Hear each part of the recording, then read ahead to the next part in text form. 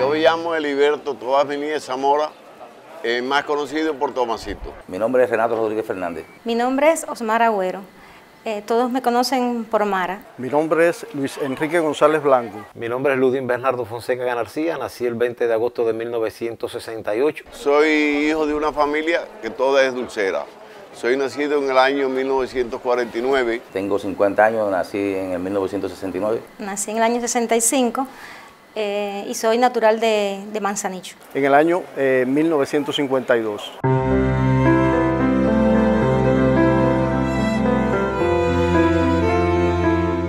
La historia de la nación cubana está estrechamente vinculada a un olor, que es al olor de la pólvora.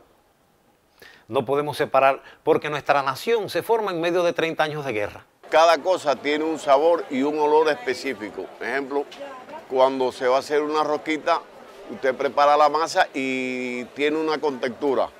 Pero a través que se tuesta o se le da el grado que lleva para producirla, ella tiene otro olor. Pero cuando la metes al horno, ya tiene otro olor, otra característica. Un olor característico de la infancia era los carros de frita, que se vivió mucho en los años 80 y nunca se me olvida, ¿no? El sabor que tenía y el olor que provocaba, ¿no? En toda una cuadra, ¿no? Ese olor, eso siempre se me quedó en la mente. El olor del café con leche que se hacía por la mañana, que hacía mi mamá por la mañana en una cocina, el olor y el sonido que provocaba en el jarro cuando sonaba el aroma, ya te despertaba que todas las papilas gustativas se activaran, ¿no?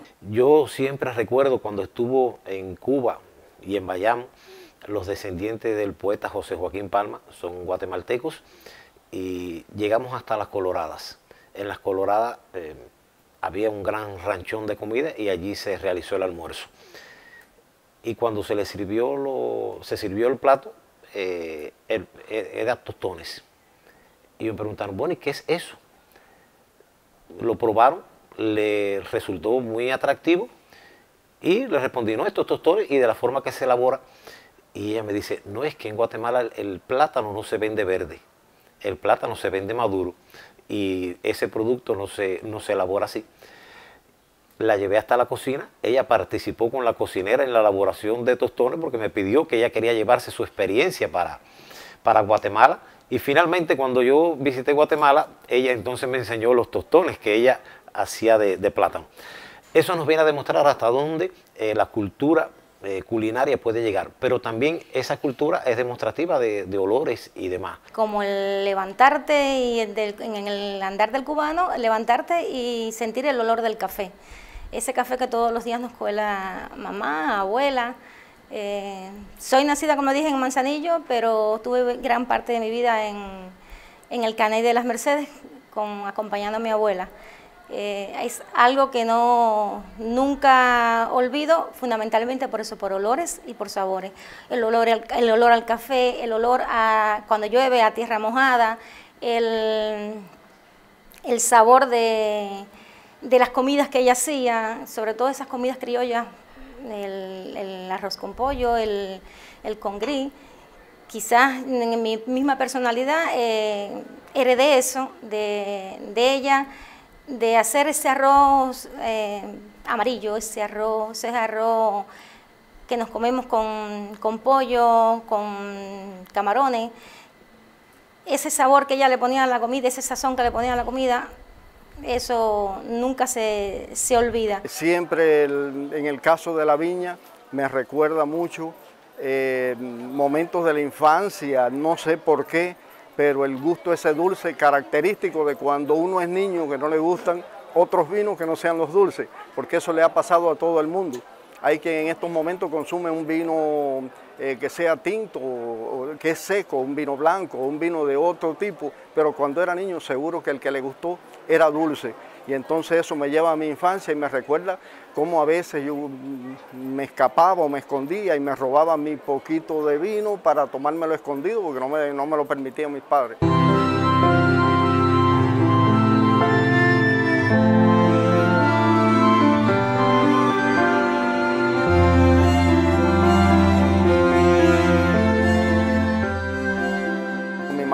fallecida, ella le gustaban mucho los vinos, le encantaban y son cosas que, bueno, aunque nos causan melancolía, tenemos que soportar estas cosas. Cuando al degustar un vino me viene a la mente esa persona porque le gustaba determinado tipo de vino y entonces pues uno siempre en ese momento lo tiene presente. Mi padre está fallecido y no me gusta, un olor que no me agrada es el olor a las rosas realmente, porque me lo recuerda cuando entré. Yo vivo aquí en Bayamo y él en Manzanillo, y cuando llegué ya estaba muerto. Y ese olor cuando entré donde estaba él, ese olor de las flores, de las rosas, no, realmente no, en este momento no me gusta. Y es precisamente por eso, me acuerdo de ese momento bastante desagradable, triste sobre todo. A veces las personas no perciben que todos esos olores los va arrastrando toda una vida, ¿no? Y que al final se crea una memoria gustativa, ¿no? Y de olores, ¿entiendes? Que te recuerdan cosas. En cocina se llama, se llama cocina tecnoemocional. Los restauradores, los cocineros, lo que tratan es de recordarle a los clientes esos olores, ¿no? Juegan con sus emociones, ¿entiendes? Buscando que recuerde olores, sabores de antaño, ¿no? Hay clientes que incluso pueden llegar a llorar frente a un plato y no saben ni por qué es lo que está pasando, ¿entiendes? Trabajo en un restaurante propio y trato de impregnarle eso, que al comensal le llegue ese recuerdo mío, ese sabor mío, que yo sé que también son de ellos. El cilantro es un producto que siempre me trae un recuerdo a mi madre, porque mi madre en las casas todos los domingos se hacía un plato tradicional. Mi mamá siempre hacía de almuerzo arroz blanco, carne de res ripiada, plátano maduro frito y sopa. Pero la sopa tenía que tener un producto inalterable, que era el cilantro. Y eso mi mamá lo heredó de mi abuelo. Mi mamá siempre comentaba que mi abuelo, bueno, ellos se tuvieron que criar sin mi abuela, y mi abuelo, por ejemplo, preparaba la sopa, él iba al monte, cogía un paquete de cilantro, se lo echaba a la olla y eso era lo que había que comer. Y mi mamá heredó eso. Entonces, para mí, el cilantro tiene un significado muy especial porque siempre me recuerda a mi madre y esas comidas de domingo.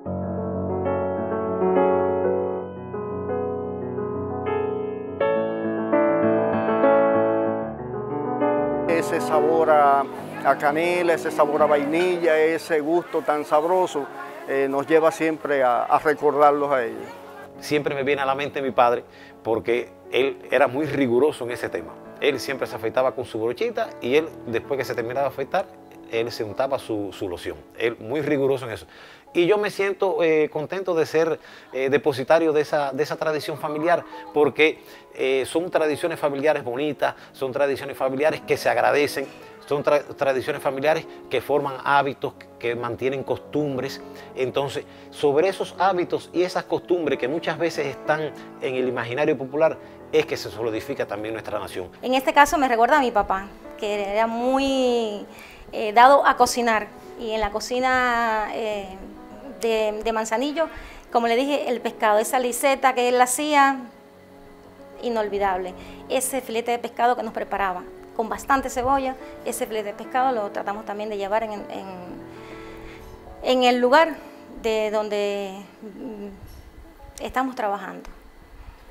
Son estos sabores, son estos olores que están en la parte imperceptible del ser humano, que muchas veces no se encuentran en ningún libro de texto, pero que intrínsecamente están con la persona, forman parte de la persona y la persona lo exterioriza. Entonces, para conocer a la nación cubana, también tenemos que conocer de sus olores y de sus sabores.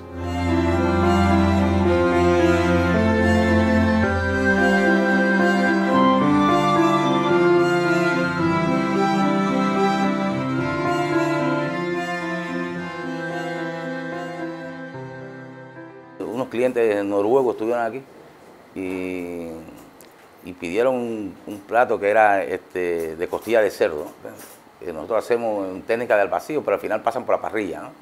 Y ellos me mandaron a buscar para felicitarnos y demás, pero lo que más le llamaba la atención eso era que le había recordado, hacía años que no estaban en Cuba, porque era un matrimonio, ella era cubana y él noruego, Y la muchacha estaba muy emocionada con eso, ¿no? ¿Entiendes? Que se recordaba, ¿no? Y fue muy bueno, fue realmente bueno.